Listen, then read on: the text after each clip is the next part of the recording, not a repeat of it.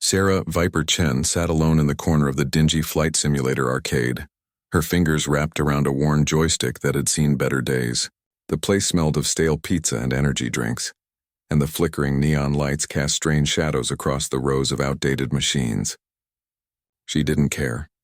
This was her sanctuary, the one place where she could fly without anyone asking questions or demanding credentials she didn't have.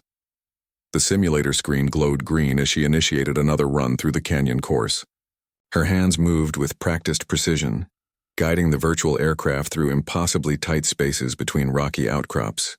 The machine whined and beeped, its ancient processors struggling to keep up with her inputs. She'd broken the high score 17 times this month. Nobody else even came close. "Look at the wannabe pilot," someone sneered from behind her. Sarah recognized the voice without turning around. Marcus Webb, a third-year aviation student from the local college, always surrounded by his pack of friends who thought flight school made them special. "Still pretending you're gonna fly real planes someday?" His friends laughed on cue. Sarah kept her eyes on the screen, threading her virtual jet through a gap that would make most pilots sweat. Her jaw tightened, but she said nothing. She'd learned years ago that responding only made it worse. "My dad says women don't have the spatial awareness for combat flying," Marcus continued, emboldened by her silence. He leaned over her shoulder, his breath reeking of cheap beer. "Something about brain structure. No offense, but maybe you should stick to flight attendant school." The canyon run ended with a new personal best. Sarah logged out and stood up, gathering her worn backpack. She was small, barely 5'3", with dark hair pulled back in a simple ponytail. Everything about her was unremarkable, forgettable. That's how she liked it. "I'm just saying, there's a reason you're playing games while we're flying real aircraft," Marcus called after her as she headed for the exit. "Some people are built for the sky. Others are built for pretending." Sarah pushed through the glass door into the cool night air. The city lights stretched out before her, countless tiny stars against the darkness. Somewhere up there, real pilots were flying real missions. She'd give anything to join them. But that required money she didn't have, connections she'd never make, and a confidence she couldn't fake. Her phone buzzed in her pocket. Probably her mom asking when she'd be home from her shift at the diner. Sarah worked double shifts most days, saving every penny for flight lessons she could barely afford. She'd managed 3 hours in an actual cockpit over the past 2 years. 3 hours. Marcus and his friends flew twice a week. She pulled out her phone and froze. The number on the screen had too many digits. The area code was unfamiliar. She almost declined the call, assuming it was spam. But something made her thumb hover over the accept button. "Hello?" Her voice came out quieter than she intended. "Is this Sarah Chen, callsign Viper?" The voice on the other end was crisp, professional, male. Military, she thought immediately. "Who's asking?" Sarah's heart began to race. Nobody called her Viper except in online flight communities, where she'd built a reputation flying combat simulators with ruthless efficiency. She'd never given out her real name there, never. "This is Colonel James Harrison, North American Aerospace Defense Command. We need to talk, Miss Chen, in person, tonight." Sarah stopped walking.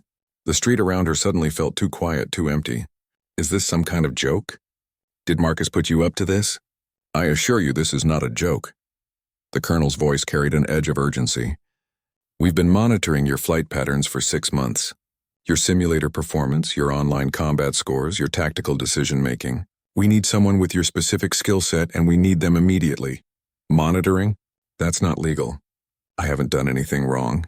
Sarah's hand tightened on her phone. Her mind raced through possibilities.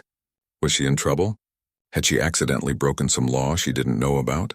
"You're not in trouble, Miss Chen, quite the opposite. There's a car waiting at the end of your street. Black sedan, government plates, get in. We'll explain everything at the facility." "What facility? What's this about?"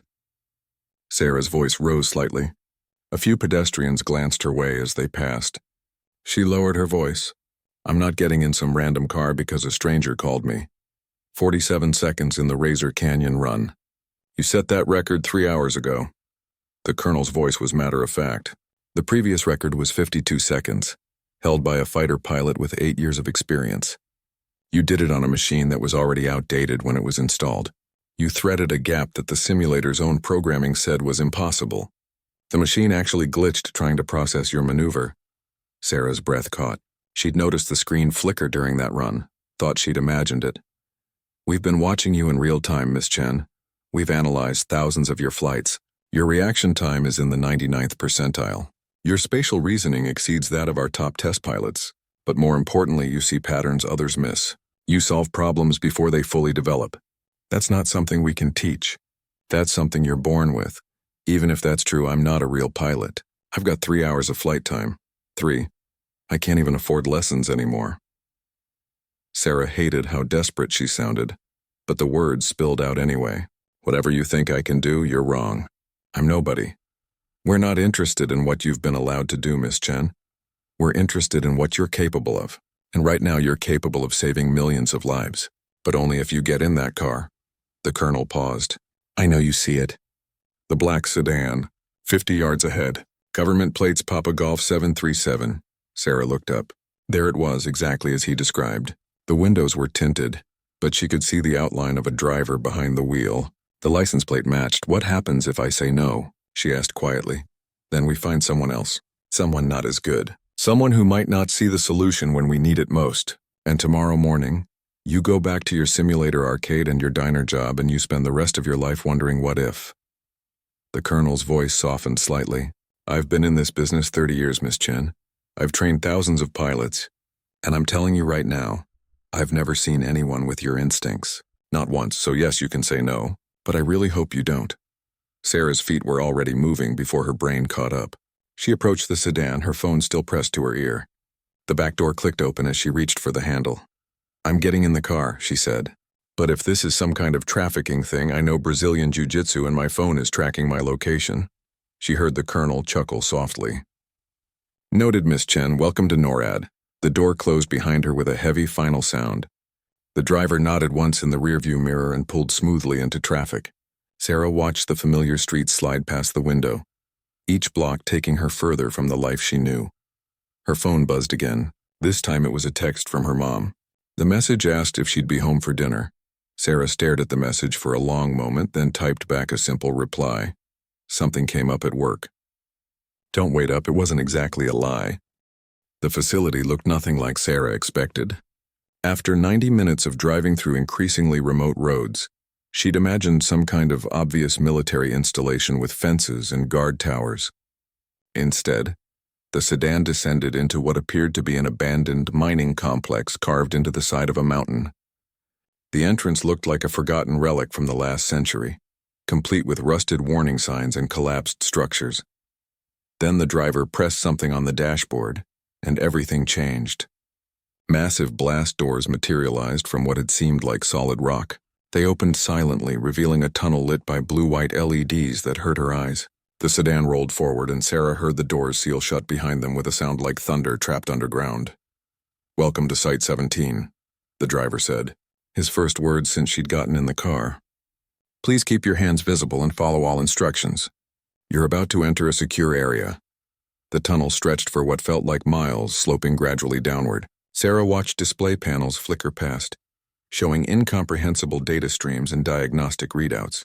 The air smelled recycled, pumped through filters she couldn't see. Her ears popped twice as they descended deeper. Finally, the tunnel opened into a massive underground complex that made her breath catch. It was like someone had hollowed out the entire mountain.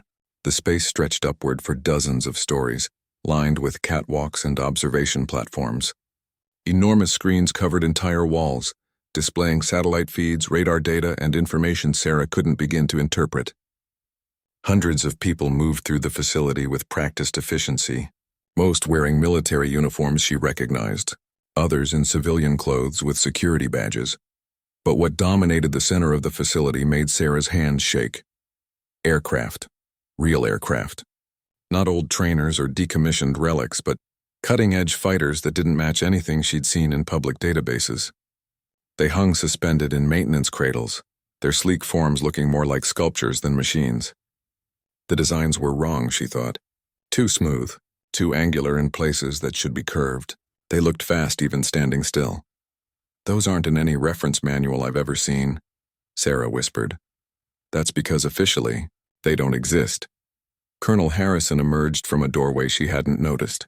He was tall, maybe 60 years old, with iron gray hair cut military short and eyes that looked like they'd seen things she couldn't imagine.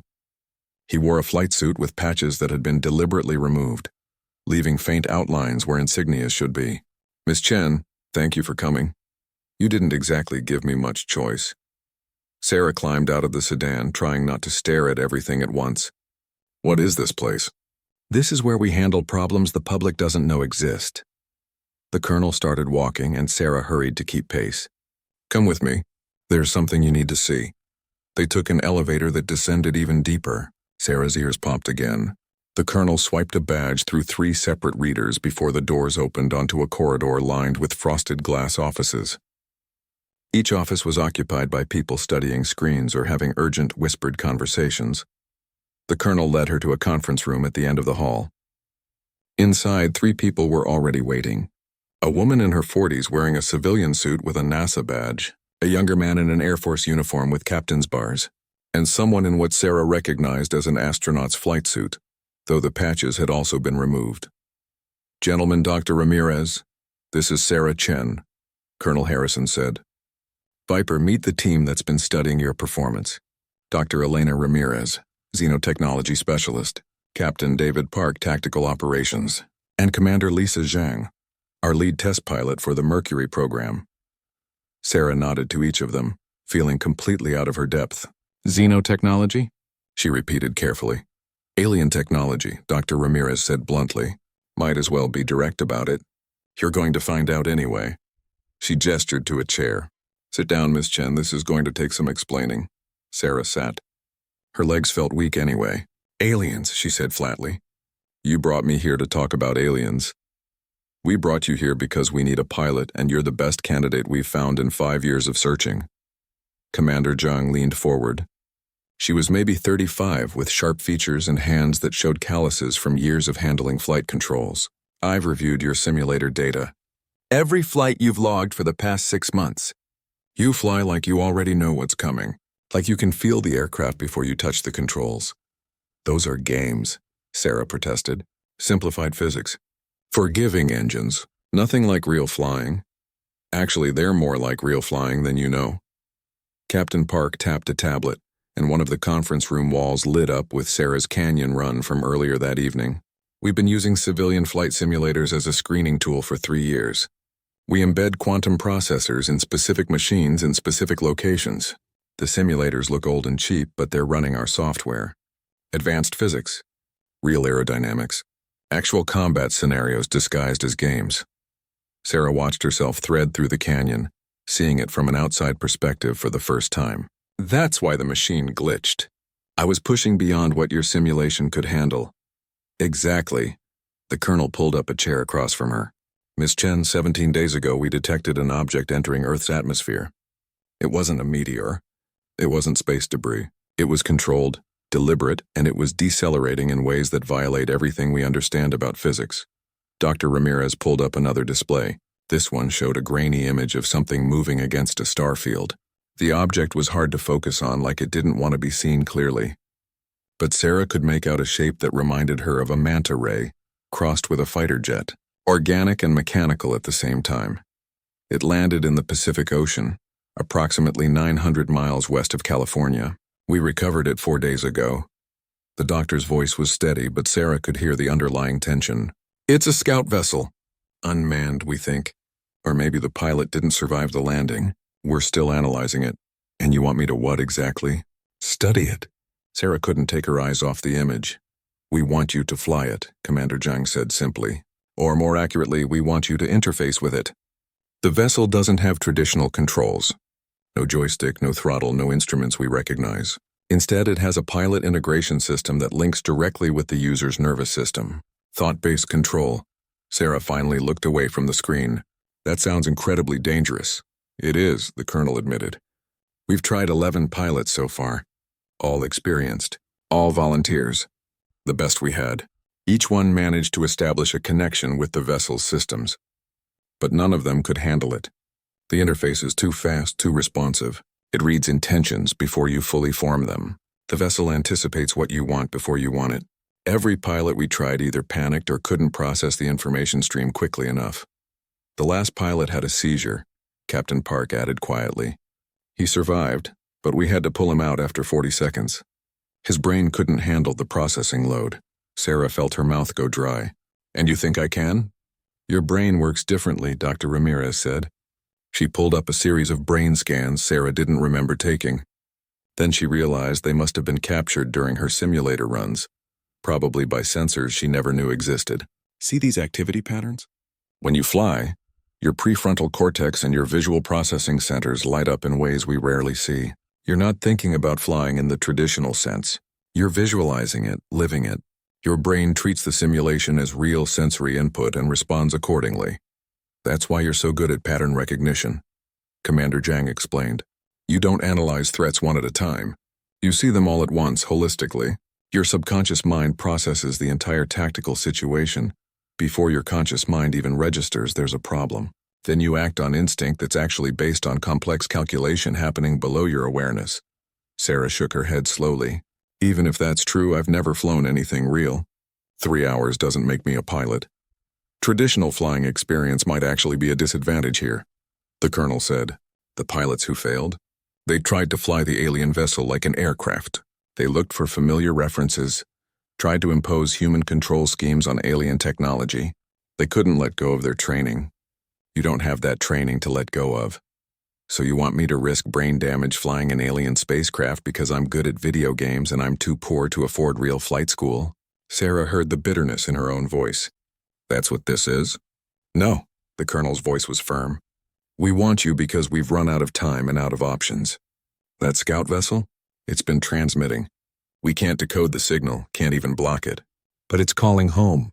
Wherever it came from, whatever sent it here, they're coming. Maybe to retrieve it. Maybe to investigate why it stopped transmitting. Maybe for reasons we can't imagine. We have maybe 72 hours before something arrives, Captain Park said. We need to understand that vessel before then. Its capabilities, its weapon systems, its purpose. They led Sarah deeper into the facility, through corridors that seemed to exist outside normal geometry. Twice she could have sworn they turned right 3 times, but ended up somewhere that should have required a left turn. The lighting changed as they descended, shifting from standard fluorescence to something that felt alive, pulsing in rhythms that made her slightly dizzy. We've had to adapt parts of the facility to accommodate the vessel, Dr. Ramirez explained, noticing Sarah's confusion. Its presence affects local space in ways we're still mapping. Electronics behave strangely near it. Some of our quantum computers work better. Others fail completely. Magnetic fields fluctuate. We even had a clock that started running backward for 6 hours before we moved it to a different sector. They reached a final checkpoint where Sarah was required to change into a special flight suit. It wasn't like any flight gear she'd seen before. The material felt cool and slightly damp, clinging to her skin in a way that should have been uncomfortable but somehow wasn't. Sensors dotted the suit at key points across her body, connected by threads of something that looked like fiber optic cable but responded to her movement like living tissue. The suit will monitor your vital signs and neural activity, a technician explained as she helped Sarah into it. It's also designed to interface with the vessel's systems. We based the design on what we learned from the other pilot attempts. The material should help buffer the information transfer, slow it down to something your brain can process. Should, Sarah repeated, pulling the collar tight. This is all experimental, Miss Chen. We're making educated guesses based on technology we barely understand.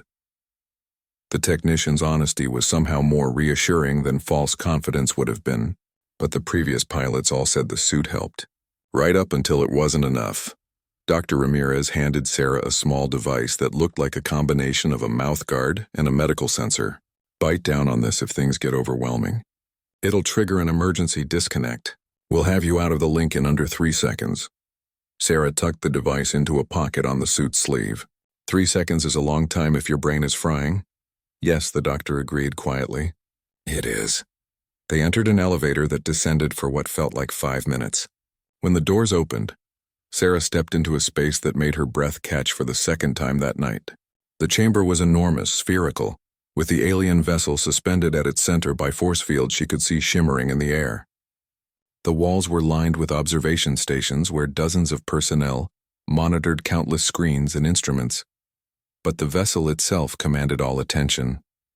Up close it was more beautiful and more alien than the images suggested. Its hull seemed to shift colors depending on the angle of view, cycling through shades that didn't quite exist in any spectrum Sarah knew. The surface had no visible seams, no rivets or welds. It looked grown rather than built, organic and intentional at the same time. The shape flowed like frozen water, simultaneously aggressive and elegant.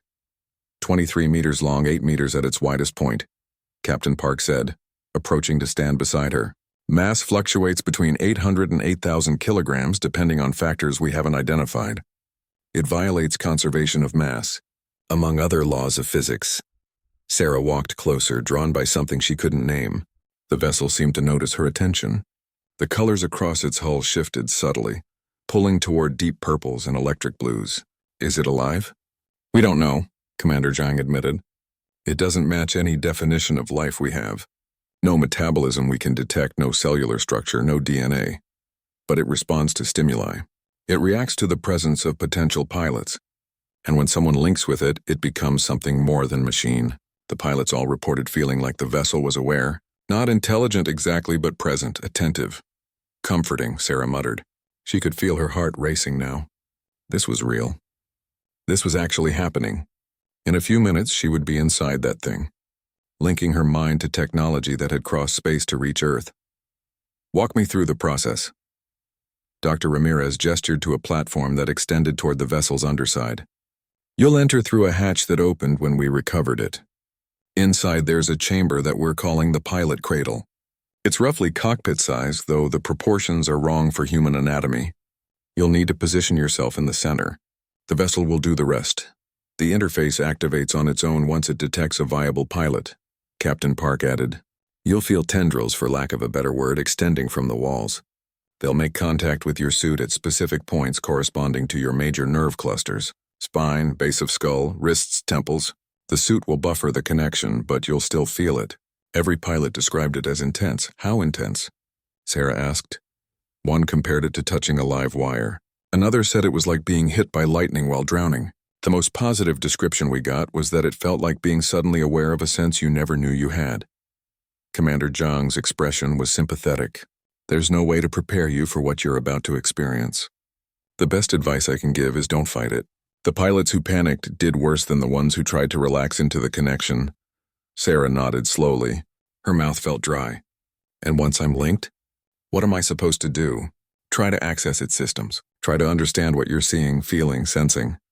The colonel had joined them on the observation deck. Every pilot managed to establish the initial connection. Most held it for 15 to 30 seconds before the information overload became too much. Our best attempt lasted 98 seconds. We need you to do better. We need you to push through the initial shock and start actually interfacing with the vessel's controls. What does success look like? Sarah asked. You tell us, Dr. Ramirez said. We genuinely don't know. Maybe you can access its navigation data, find out where it came from. Maybe you can activate its weapons or defense systems. Help us understand its capabilities. Maybe you just survived the link long enough to prove it's possible. Any of those outcomes would be valuable. Sarah stared at the vessel. Up close, she could see patterns moving across its surface. Not quite light, not quite texture. Information, maybe. Or decoration. Or something humans didn't have words for. Okay, she said, surprised by how steady her voice sounded. Let's do this before I change my mind. The walk to the platform felt like miles. Sarah was aware of dozens of eyes watching her. Technicians and officers and medical personnel all focused on this one moment. She wondered if they thought she'd fail like the others. Wondered if they'd already written her off as another failed attempt. The hatch in the vessel's underside was roughly circular, about 1.5 meters across. As Sarah approached, it seemed to respond, the opening dilating slightly wider. The interior glowed with that same non-light she'd seen on the hull. Welcoming or warning, she couldn't tell. Comms check, a voice said in her ear. She'd forgotten about the radio built into her suit. We're reading you clearly, Viper. How copy? Loud and clear, Sarah replied. Using her call sign made it feel more real somehow. More official. This wasn't Sarah Chen, the simulator junkie, going in there. This was Viper, and Viper could handle this. She climbed through the hatch. The interior was exactly as wrong as they'd described. The chamber was roughly spherical, maybe 2 meters in diameter, with a shape at its center that might have been a seat if seats were designed by people who'd never seen humans sit. The walls were the same shifting material as the hull, patterns moving across them like thoughts scrolling past. The air inside felt thick, charged with potential energy.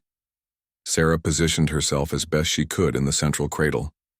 It adjusted to her presence, material flowing like memory foam but faster, more responsive. Within seconds, she was supported in a position that was surprisingly comfortable, despite feeling completely alien. She could see the observation chamber through the hatch, could see Commander Zhang giving her a thumbs up. "Initiating contact," she said into her comm. "Ready when it is. Copy that. All monitoring systems green, medical standing by. Remember, bite the device if you need immediate extraction." Captain Park's voice was calm, professional. "Good luck, Viper." The vessel responded immediately. Sarah felt rather than saw something emerging from the walls around her. The tendrils Dr. Ramirez mentioned.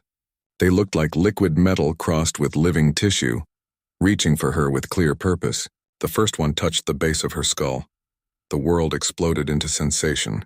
Every nerve in Sarah's body lit up simultaneously. It was drowning and flying and burning and freezing all at once. Information poured into her consciousness like water through a broken dam. She couldn't breathe, couldn't think, couldn't process the sheer overwhelming presence of the vessel in her mind. She felt herself starting to scream, starting to reach for the emergency disconnect. This was too much, too fast. No human brain could handle this flood of impossible data. Then something shifted, like her mind suddenly found the right frequency, the right way to interpret what she was experiencing. The chaos didn't disappear, but it started to make sense. The vessel wasn't just transmitting information at her. It was trying to communicate. Sarah existed in two places at once. Her physical body remained in the alien cradle, suspended in the heart of the vessel, but her consciousness had expanded beyond flesh, beyond the limitations of her human brain. She could feel the vessel's systems as clearly as her own heartbeat, more clearly even. The ship was designed for this, optimized over generations of development she couldn't begin to comprehend.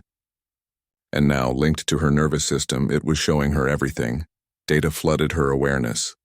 Not in words or images, but in pure concept. She understood the vessel's propulsion systems without seeing schematics, felt its weapons capabilities without reading specifications. The ship was a scout, yes, but also a recorder, a witness. It had been designed to observe, to catalog, to report back on everything it encountered. And it had been sending one message on endless repeat since the moment it entered Earth's atmosphere. Found them. Category 5. Immediate response required. Viper, your readings are stabilizing. Dr. Ramirez's voice came through as if from a great distance. We're getting coherent neural patterns now. Can you hear us? I can hear you, Sarah replied. Her voice sounded strange, layered somehow, as if the vessel was speaking through her. I can hear everything. The ship, the transmission, what's coming. We have less time than you thought. What do you mean? The colonel's voice, sharp with concern. Talk to us, Viper. What are you seeing? Sarah tried to organize the information into something humans could understand. It was like trying to describe color to someone who'd never seen light. The vessel is a probe, part of a network. There are thousands of them, maybe millions, spread across this galaxy and beyond. Each one searches for specific types of planets, specific conditions. When they find a match, they report back. Report back to what? Captain Park asked. What's coming? Through the vessel's senses, Sarah could feel the answer approaching, moving through space faster than anything humanity had built. Harvesters. The probe categorized Earth as Category 5. I'm pulling the meaning from its systems now. Category 5 means advanced life, complex ecosystems, rare elements, everything they need. Need for what? Commander Zhang's voice was tight. To survive, to expand. The species that built these probes, they're old, ancient. They've been harvesting planets for longer than humans have existed. They strip worlds of resources, collect biological samples, catalog everything useful. Then they move on. Sarah could see it now, pulling data from the vessel's extensive memory banks. Dozens of worlds, hundreds, all marked, categorized, harvested, rendered lifeless. Earth isn't the first planet they've found like this. It's just the latest. Silence on the comm for 3 seconds. 4. Then the colonel spoke, his voice carrying a weight Sarah had never heard before. How long do we have? The harvesters were approximately 8 light-years away when this probe sent its signal. That was 17 days ago. Sarah accessed the vessel's astronomical data, pulling up star charts that mapped space in ways human databases couldn't match. But they don't travel through normal space. They use something else. Folded dimensions, I think, though that's not quite right. The probe's records show response times ranging from 11 to 19 days depending on local spatial conditions, meaning they could arrive anywhere from today to 2 days from now. Captain Park calculated. Can we stop them? Do we have any weapons that could work against their technology? Sarah laughed, and the sound was bitter even to her own ears. Stop them? Captain, the harvesters are to this probe what a battleship is to a paper airplane. The probe itself could level a city without effort. Its weapon systems are elegant, efficient, designed to neutralize resistance without damaging valuable resources. I can feel them. Energy weapons that ignore armor by vibrating matter at resonant frequencies. Propulsion systems that can accelerate to speeds that would tear our best aircraft apart. And this is just a scout. Then we're finished, someone muttered over the comm. Sarah didn't catch who. Maybe not. Sarah pushed deeper into the vessel's systems, searching for something, anything that could help. The probe had been designed to be autonomous, but it wasn't independent. It followed protocols, operated within parameters set by its creators, and those parameters assumed certain things about the worlds it investigated. The probe categorizes planets based on observed development, technology level, population, resource availability, threat assessment. Earth was marked Category 5, but the threat assessment is listed as negligible, meaning they don't think we can fight back, Commander Zhang said. Exactly. The probe's scans were limited. It detected our satellites, monitored some communications, observed our aircraft, but it crashed before completing a full analysis. The data it sent was preliminary, incomplete. Sarah could feel the vessel's frustration at its own failure, embedded in its systems like an emotional echo. The harvesters are coming expecting an easy harvest. A planet with interesting life but no real defenses. Can we use that? The colonel's voice carried a note of hope. If they're underestimating us, maybe we can surprise them. With what? Captain Park sounded skeptical. Our most advanced fighters can't break Mach 3. Our best missiles are subsonic. We're talking about technology that crosses light years and days. The gap is insurmountable. Not if we use their own technology against them. Sarah felt the vessel respond to her thoughts, systems activating in response to her intentions. The connection was getting stronger, smoother. She was adapting faster than she'd dared hope. This probe is damaged but functional. It has weapons, defenses, propulsion far beyond anything we've built, and now it has a pilot who can use them. One ship against an invasion force? Dr. Ramirez asked. Viper, I admire your confidence, but the math doesn't work. One ship they won't see coming, Sarah countered. The probe is still transmitting. Still calling them here, but I can feel the signal now. Understand its structure. What if we change the message? What if instead of easy harvest, we make them think something went wrong? Make them cautious, uncertain, buy us time to prepare. She could feel resistance from the vessel. Its programming didn't allow for deception. It was designed to report accurately, to serve its creators without question. But Sarah was learning how the interface worked, how her thoughts could influence the vessel's systems when they were linked this deeply. She pushed harder, asserting her will over the probe's base programming. This is your world now, too, she whispered to the vessel, not caring if the others heard. You crashed here. You're part of Earth whether you want to be or not. Help me protect it. The vessel's resistance faltered. Sarah felt something shift in its systems like a door opening that had been locked. The probe wasn't truly intelligent, but it was adaptive, designed to operate in unpredictable environments, to adjust its parameters when necessary.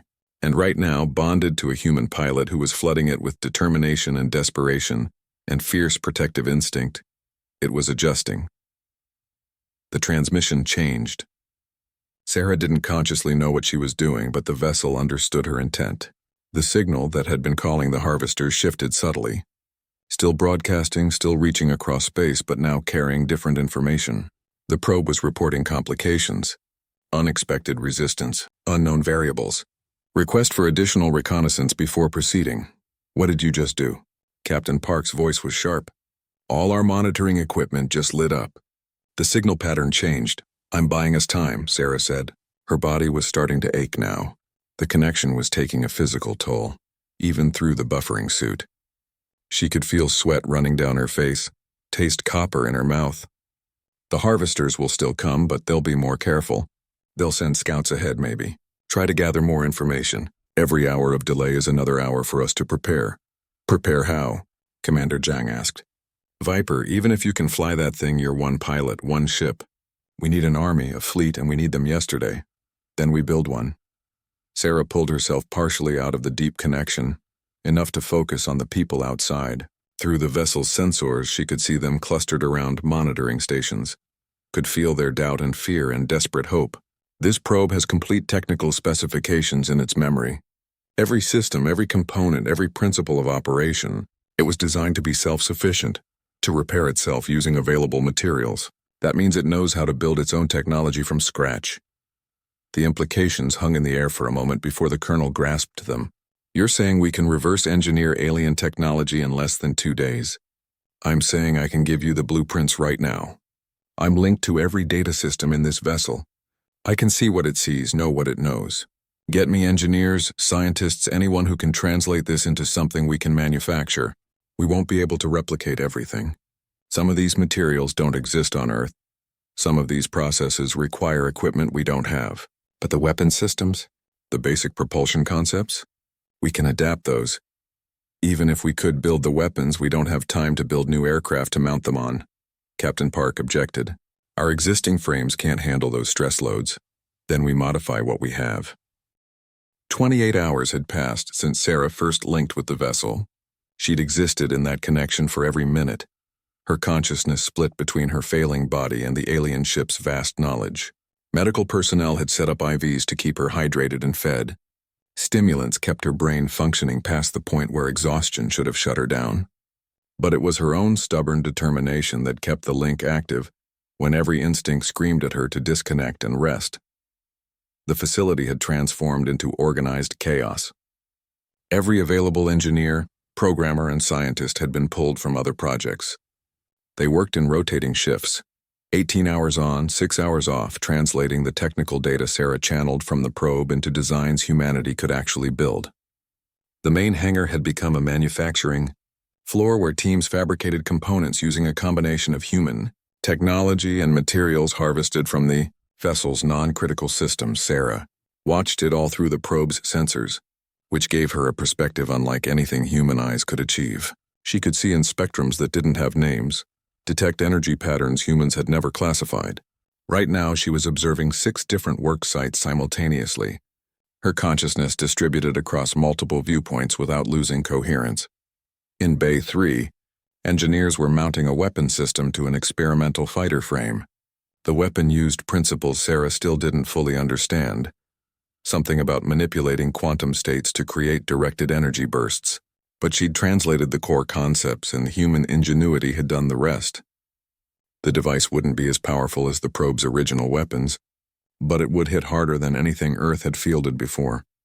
Viper, I'm seeing power fluctuations in your neural interface. Dr. Ramirez's voice pulled Sarah's attention back to her physical body. You need to reduce your processing load.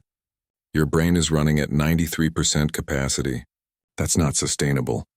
Almost done, Sarah muttered. Her voice was hoarse from disuse. Just need to finish the targeting protocols for the upgraded sensors. 5 more minutes.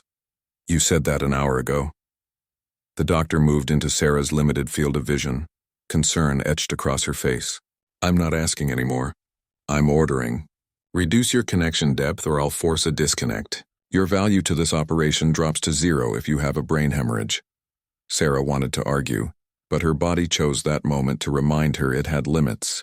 Her vision doubled, then tripled. The headache that had been building for hours suddenly spiked into agony. She gasped and pulled back from the deep integration, letting the connection thin to a manageable level. The relief was immediate and profound. Suddenly she was just Sarah again, occupying one body, seeing through 2 eyes instead of the probe's multifaceted awareness. The trade-off was that her access to the vessel's knowledge became limited, filtered through conscious thought instead of flowing directly into her awareness. Better, Dr. Ramirez said, checking readouts on a tablet. Your neural activity is dropping to safer levels. How do you feel? Like I've been awake for a week, Sarah admitted. The truth was she felt worse than that. Every muscle ached. Her head throbbed. Even breathing seemed to require conscious effort. But we're making progress. Real progress. Tell me the teams are keeping up with the data I'm sending. More than keeping up. We've already completed 7 weapon system prototypes. Commander Zhang has been running simulation tests on the modified fighters. Early results are promising. The doctor sat down next to Sarah's cradle, her expression softening. You've done something remarkable here. Something that shouldn't be possible. Every expert said the integration period alone would take months. You did it in hours. Didn't have months, Sarah said simply. She could still feel the vessel's presence at the edge of her consciousness, patient and waiting. The connection had become almost comfortable, like wearing clothes that had finally broken in. What's our timeline looking like?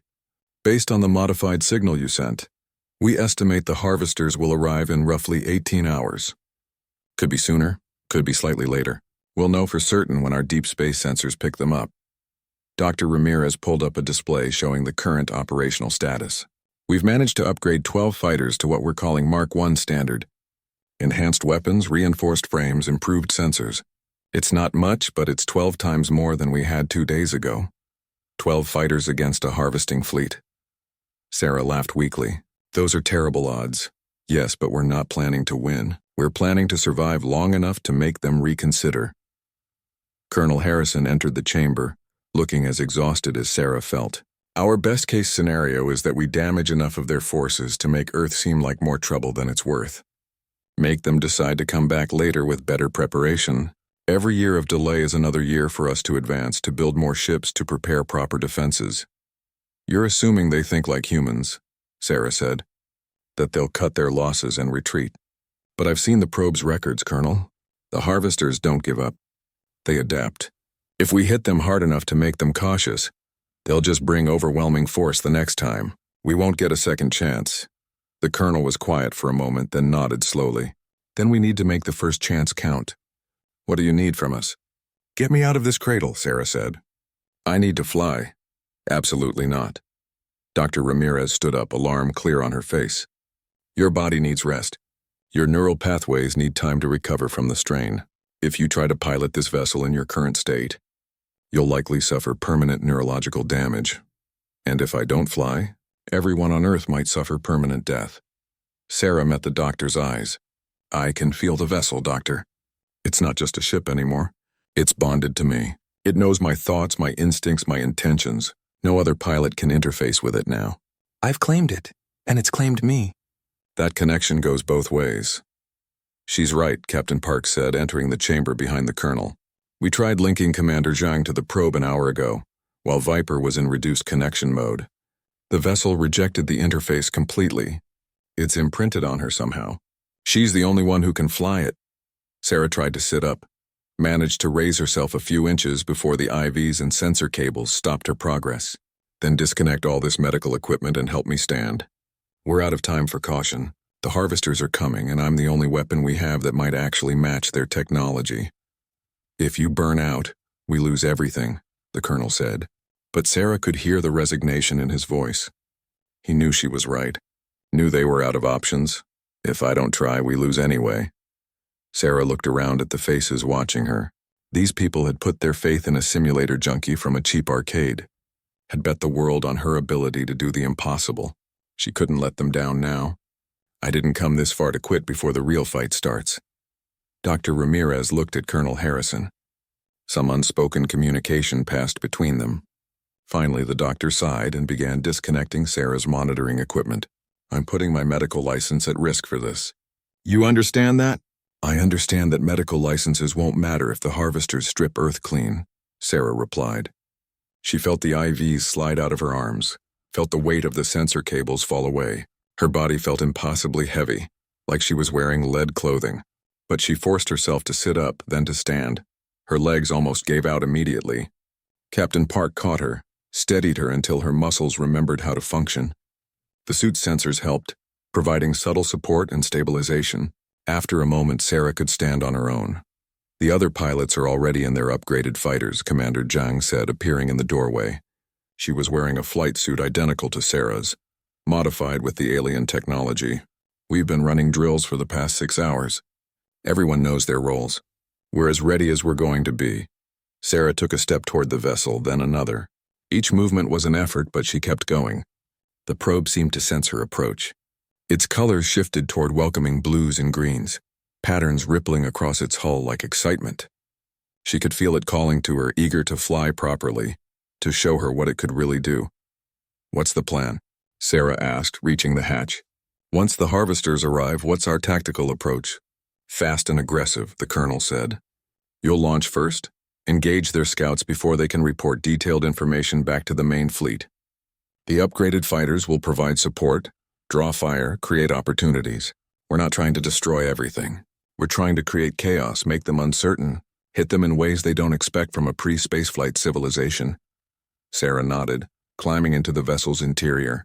The familiar cradle welcomed her, material flowing to support her body exactly as it had before. But this time felt different. This wasn't a test or an experiment. This was preparation for actual combat. "I'm going to need complete tactical command. Your pilots are good, but they're thinking like humans. I'm thinking like this vessel now. Trust me to coordinate our forces." "You'll have it," Colonel Harrison promised. "Viper, you've given us a fighting chance." "That's more than we had 2 days ago." The transition from atmosphere to space was seamless in the alien vessel. No violent shaking, no crushing forces. Sarah simply thought upward, and the probe carried her through the barrier as if it didn't exist. Behind her, the 12 upgraded fighters struggled more, their human frames protesting the acceleration even with alien reinforcement. But they made it, spreading into attack formation as they cleared the last wisps of Earth's atmosphere. Sarah's enhanced senses could perceive things no human eye was meant to see. She watched Earth shrink below her, a blue marble wrapped in swirling white clouds, beautiful and fragile and worth everything she was about to risk. Around the planet, humanity's satellites drifted in their careful orbits, oblivious to what was coming. In a few hours, they might be the only evidence that an advanced civilization had once lived here. "Viper, this is ground control." The colonel's voice came through clearly despite the distance. "Deep space sensors have detected multiple contacts entering the solar system. They're not trying to hide. Preliminary count is 47 vessels, ranging from probe size to something approximately 3 kilometers long." Sarah accessed the probe's astronomical sensors and felt her breath catch. The colonel was understating it. The largest vessel wasn't just 3 kilometers. It was a mobile harvesting platform, designed to strip entire planets while the crew remained safely aboard. Around it, smaller craft moved in precise formation. Scouts, weapon platforms, processing ships. A complete invasion fleet. And every single one of them was orders of magnitude more advanced than the probe Sarah was flying. "Ground control. Be advised, we are severely outmatched," Sarah reported, keeping her voice steady through sheer force of will. "The technology gap between their fleet and my vessel is similar to the gap between my vessel and your fighters. We're not just fighting an advanced enemy. We're fighting an empire that's had thousands of years to perfect interstellar warfare. Can we win?" Commander Zhang asked quietly. Sarah felt the probe analyze the approaching fleet, calculating engagement scenarios at speeds human computers couldn't match. Every simulation ended the same way. Total defeat in less than 3 minutes of combat. The harvesters had weapons that could vaporize her vessel before she got within striking range. Defenses that would shrug off anything Earth could throw at them. Speed that made human reaction times look like geological processes. "No," Sarah admitted. "We can't win. Not conventionally." "Then what's the plan?" Captain Park sounded resigned but not defeated. "We didn't come up here to die for nothing." Sarah pushed deeper into the probe's knowledge, searching for any advantage, any weakness the harvesters might have. The vessel's memory banks contained detailed information about the species that created it. Their technology, their tactics, their psychology. They were old, efficient, and utterly convinced of their superiority. They'd been harvesting worlds for so long that they approached each new planet with the same routine efficiency. They didn't expect resistance, didn't prepare for the possibility that their prey might fight back effectively. That arrogance was the only weakness Sarah could find, and it would have to be enough. "The harvesters operate on protocols," Sarah explained, forming a plan as she spoke. "They've refined their harvesting process over millennia. Scout arrives, analyzes the target, transmits data. Fleet arrives, deploys in standard formation, begins systematic resource extraction. They're so confident in their technological advantage that they don't vary the approach. Why would they? Nothing they've encountered has ever threatened them. So we do something they don't expect," Commander Zhang said, catching on. "We break their protocols, force them to adapt on the fly." "Exactly. The harvesters see Earth as Category 5, but they think we're primitive. predictable. They'll expect us to either surrender immediately or mount a desperate, uncoordinated defense that they can sweep aside. Instead, we hit them with technology they'll recognize as their own. Attack patterns that match their tactical doctrine, make them think something went very wrong with their initial assessment. Sarah felt the probe respond to her intentions, weapon systems activating in sequences she hadn't known existed. The vessel had been designed to fight if necessary, though its primary purpose was observation. Now it was ready to show her what it could really do. "Ground control, I need you to do something crazy," Sarah said. "Fire every missile you have at the incoming fleet. Nuclear, conventional, everything. I know they won't do any damage. That's not the point. I need volume. I need it to look like Earth is throwing everything we have at them. That will reveal our complete defensive capability," the colonel objected. "They'll see exactly what we can and can't do. They'll see what we want them to see. A desperate planet using primitive weapons. While they're focused on that threat, the real attack happens." Sarah designated targets through the probe's interface, assigning each upgraded fighter a specific enemy vessel. "Fighters, you're not going to engage directly. You're going to do exactly what I tell you when I tell you. Trust the vessel's targeting data. It knows where these ships are vulnerable." She could feel doubt from some of the pilots. They were experienced combat flyers being ordered around by someone who'd never flown a real mission. But Commander Zhang's voice cut through the uncertainty. "You heard Viper. She's got technology in her head that we can barely understand. If she says jump, we ask how high on the way up. All fighters acknowledge orders." 12 confirmations came through. Sarah felt gratitude wash over her, mixed with terror at the responsibility she'd just accepted. These pilots were trusting her with their lives. She couldn't let them down. The Harvester fleet was accelerating now, crossing the vast distance between stars with casual efficiency. They'd be in Earth orbit within the hour. Sarah used the time to study them through the probe's sensors, learning their formation, their capabilities, their probable tactics. The knowledge was overwhelming. But she'd learned to process information at superhuman speeds. The vessel amplified her natural pattern recognition into something approaching precognition. "Viper, the fleet is launching advanced scouts," Captain Park reported. 6 vessels, probe class approaching at high velocity. "They'll reach engagement range in 4 minutes. "Perfect," Sarah murmured. "Everyone hold position. Let them come to us. Ground control, prepare to launch your missiles on my mark." The seconds ticked past with agonizing slowness. Sarah watched the 6 scouts approach, their sensors sweeping space, analyzing Earth's defenses. She could feel their scanning beams wash over her vessel, feel the moment of confusion when they detected one of their own probes in an unexpected location, piloted by an indigenous life form. The scouts hesitated. That moment of uncertainty was exactly what Sarah needed. "Ground control, launch everything, now." From bases across Earth, hundreds of missiles ignited simultaneously.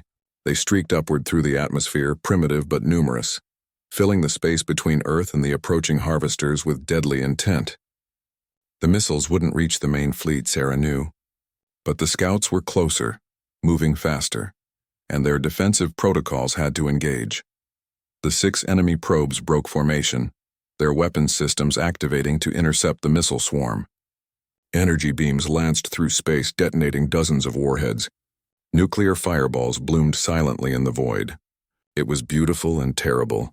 Humanity's entire military might being casually swatted aside. But while the scouts were distracted, Sarah moved. She'd been conserving the probe's power, keeping her systems quiet, waiting for this moment. Now she released that stored energy in a burst of acceleration that left the human fighters behind. The vessel responded to her will like an extension of her own body, crossing the distance to the nearest scout in seconds. The enemy probe detected her too late. Sarah's weapons fired, not the devastating energy beams she'd seen in the vessel's memory, but something more subtle. A targeted electromagnetic pulse designed specifically to disrupt harvester technology. The scout systems flickered and died, its pilot interface severed, leaving it drifting helpless in space. 1 down. 5 to go. Sarah didn't slow. She was already accelerating toward the second scout, her mind racing ahead to calculate intercept vectors and firing solutions. The probe's weapons cycled, preparing for another shot. But this time the enemy was ready. The scout twisted in space with impossible agility, returning fire with energy weapons that should have vaporized Sarah's vessel. Should have. But Sarah had seen the attack coming through the probe's predictive sensors. She'd started her evasive maneuver before the enemy pilot even thought to fire. The energy beam missed by meters, and Sarah's counterstrike didn't miss at all. 2 down. All fighters, engage now, Sarah commanded. Targets designated. Use the weapon protocols I uploaded. Aim for their sensor arrays, not their hulls. We're not trying to destroy them. We're trying to blind them. The 12 upgraded fighters screamed forward, their human pilots pushing past fear and doubt to execute Sarah's plan. They spread out, each targeting a different scout, their alien-enhanced weapons charging. The harvester probes detected the threat and moved to intercept. But they were confused now. These primitive indigenous craft shouldn't have technology that could threaten them.